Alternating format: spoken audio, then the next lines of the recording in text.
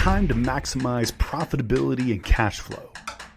It's time to learn habits and hacks from the best e-com CEOs. It's time for Return on Podcast with me, Tyler Jefcoat. Hey everyone, Tyler Jefcoat here with Seller Accountant. Welcome to our summer series on the Seller Accountant YouTube channel and the Return on podcast feed. Today I want to tackle a common question. Tyler, how often should I do my bookkeeping or reconcile my books? Now, this depends on your company's size and your profit margins, but good accounting is crucial as your business grows. When I started my first company back in 2012, I didn't focus on my bookkeeping initially.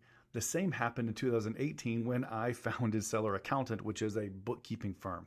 Didn't do my own damn accounting for the first few months. And that's because my priority was finding a path to profit. I was using spreadsheets, I was using dashboards, but I wasn't obsessing over bookkeeping. However, once we started to gain traction and revenue started flowing, I shifted my focus to try to have more proper bookkeeping because I needed accurate accounting so that I could get good analytics, good decision-making data so that I could make my business better. And I wanted to make sure I was measuring what matters, right? So how often should you do your bookkeeping? Let me give you a few options. You could do it annually, right? This is when you wait until the end of the year and you dump all of your receipts and your records on your CPA and say, here you go, bud. This is risky, guys, especially in the e-commerce world where margins are slim and cash flow can be tight. You're going to forget expenses and you're going to miss those crucial financial insights that help you stay in business. Don't do it annually.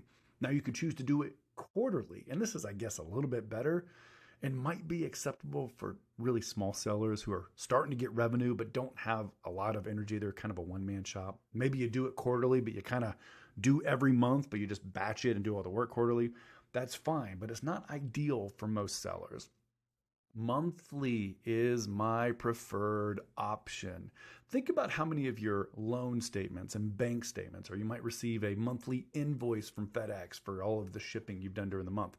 You get your Amazon inventory reconciliation reports if you have stuff in FBA. That normally comes on a monthly rhythm. So even though Amazon pays us every 2 weeks, I highly recommend leaning towards a monthly rhythm for doing your bookkeeping because it kind of gives you the best kind of blend of both worlds where you're not having to do this every single day, but you're getting usable financials that help you track your progress and compare to prior periods. And then, of course, you do have large companies out there that'll do things weekly.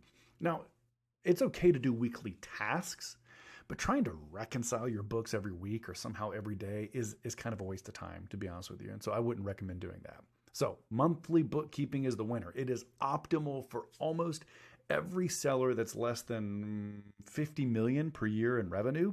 It lets you compare performance month over month and to the prior year, and it helps you stay on top of your cash flow and your profitability without kind of destroying your life. At Seller Accountant, we complete bookkeeping monthly, but we handle tasks on a weekly basis so that we stay up to date and the month close is not a big deal, right? We want to be able to get you guys, our customers, financials within, a week or so at the beginning of each month.